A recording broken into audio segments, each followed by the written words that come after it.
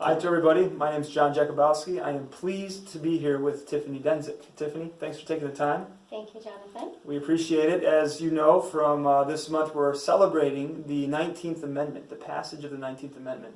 And Tiffany is here as our expert in residence to talk about what the 19th Amendment meant to the state of Ohio, some of the stories behind it, some of the history that will be relevant for us today. Before we get into that though, Tiffany, I think we'd like to learn a little more about you. We try to highlight some of the leaders in our county who are making a tremendous difference and who have volunteered to be a part of our party. So the first question to Tiffany is, why Republican? Why Republican? Well, for three main reasons. One, we are the party of life. We are not the party of death. And as I learned with studying World War II, Dietrich Bonhoeffer said, to not act is to act, and to not speak is to speak.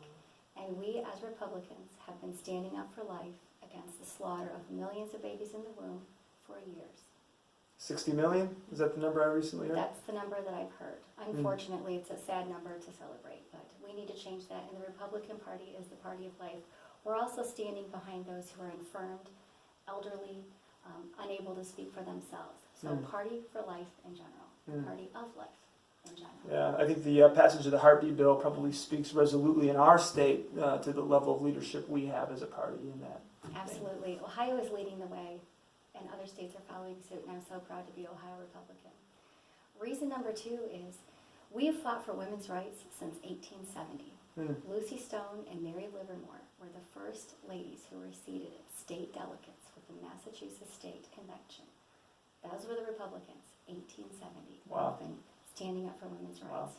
I don't think our viewers or myself would have believed that, because it seems today, as you listen to the speeches even last night with the Democratic campaign debate, as many of those going on, it seems like we are the party that's way behind in times, and we're against women's rights and the advancement of minorities.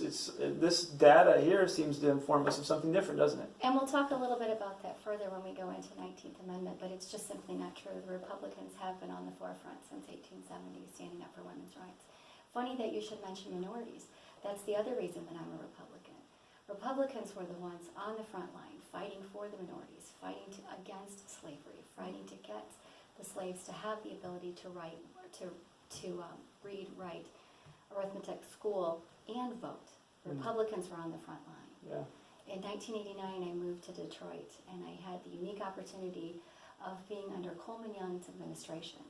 He was mayor from 1974 to 1994. So in late 1989, you would think that there was just wealth for everyone in Detroit. But what I saw was abject poverty.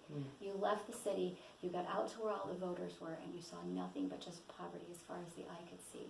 That had nothing to do with anyone's color of their skin. It had everything to do with failed Democrat socialist policies. Frederick Douglass was born in 1818, died in 1895. He says, I am a Republican. I'm a black, dyed-in-the-wool Republican, and I never intend to be a member of any other party than the party of freedom and progress. Those are the reasons I'm a Republican. Those are some powerful words. I appreciate the conviction that Tiffany has, and one of the reasons why we really wanted to talk to you.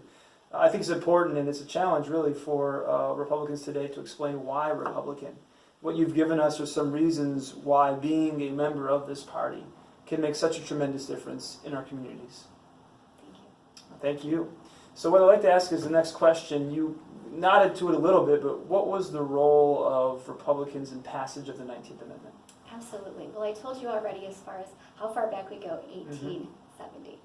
Well, in 1878, it was Susan B. Anthony. She asked a good friend of hers, which was Senator A.A. Sargent, he's a Republican from California, to introduce the 19th Amendment. So he did. Well, in 1878, you're never going to guess who controls Congress, but it's the Democrats. They vote against women's suffrage, not one time, not two times, not three times, 4 times. So from 1878 to 1919, the Democrats denied women the right to vote 4 times. So now, it is August 18th. We're getting well, let's back up a little bit here. Ohio was the 5th state to actually ratify. Okay. So we're really high up on the list for Ohio Sure. as far as Republicans. How many states were in the union at the time? 36 at that 36, time. okay. So Ohio is number 5 to Yeah. ratify. Of the 26 states that ratified, they all had Republican-controlled Congresses and Republican control. Of the 9 states that denied ratification, 8 of them were all Democrat-controlled. The final state to actually ratify is Tennessee.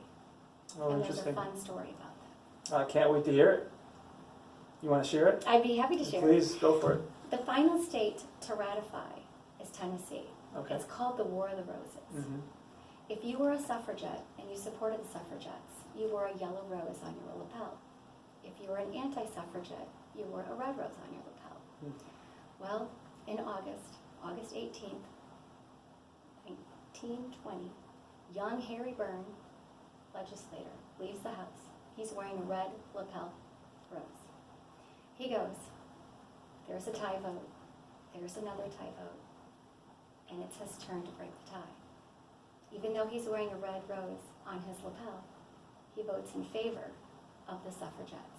Oh, wow. So he flipped the red rose, but he was against it, but he Yeah. decides to vote for it on a third vote. Their vote. And what happened was, nobody knew this, but his mother in East Tennessee, Feb Burns, sent him a telegram earlier that day asking him to do what was right and vote for the women. Those moms have a powerful voice in our lives, don't they? Thank goodness, thank goodness. Good thing we're the Yeah. party of life. That's right. So, of course, everyone's outraged. They start chasing him around the room. As the story goes, he climbs out the 3rd-story window of the Capitol building and goes and hides in the attic to try to escape the angry mob. Wow. Isn't that amazing? What an amazing story. But Republicans, again, Mm-hmm.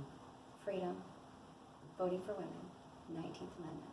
So on August 26, 1920, the United States Secretary of State certified the amendment, and we have women being able to vote. Amazing. And what a difference women have made. We can talk nationwide, we can talk statewide, certainly in Wood County. We have some amazing women, including a number of them who represent us in our state legislature, at our courthouse, in a variety of leadership capacities. You, in fact, are a leader in our county. Talk about your role here in Rossford. Yes, I am running for re-election. I've been a member of the Rossford Exempted Village Board of Education for 4 years. I plan on running for another 4 years. It's been a huge pleasure of mine to be involved in education, and I thank the voters for that.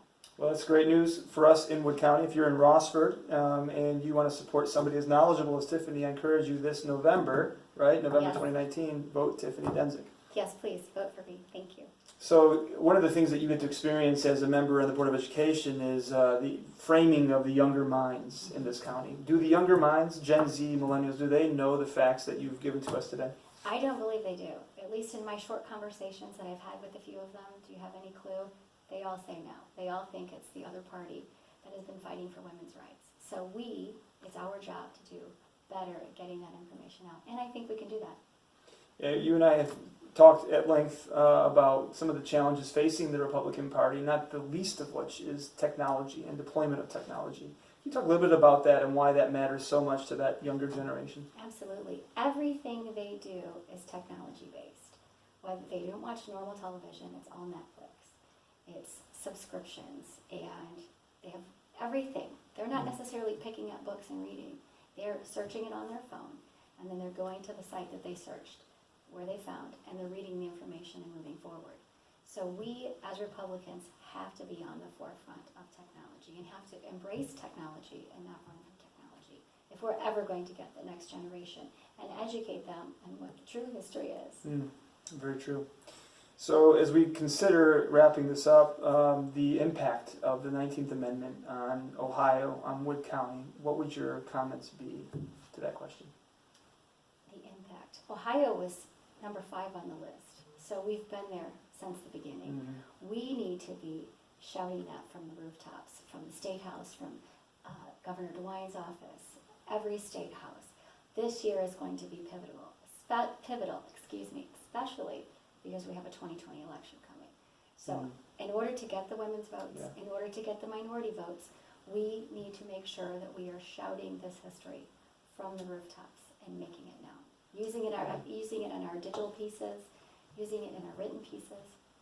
I suppose one final question to the final comments, which I think is it's wonderful what you're saying, but I've had people respond to that. Yeah, you might have history on your side, but you don't have the present on your side. What would be your response to somebody with that question? I think we do have the present on our side. We are still continuing to fight for women's rights, for minority rights. We are always there on the forefront.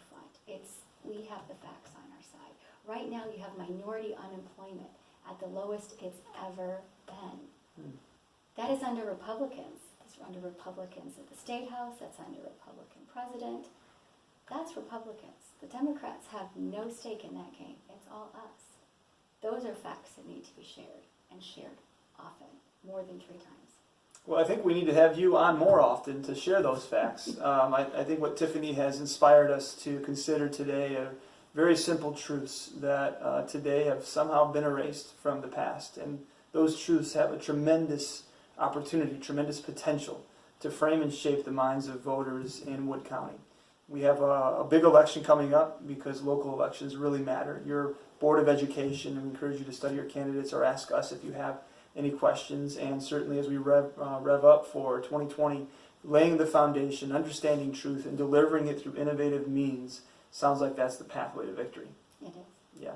Well, Tiffany, can't thank you enough for your time. I want to thank our audience for continuing to stay tuned to our videos. We look forward to connecting with you next month. Until then, God bless you and have a wonderful month of August.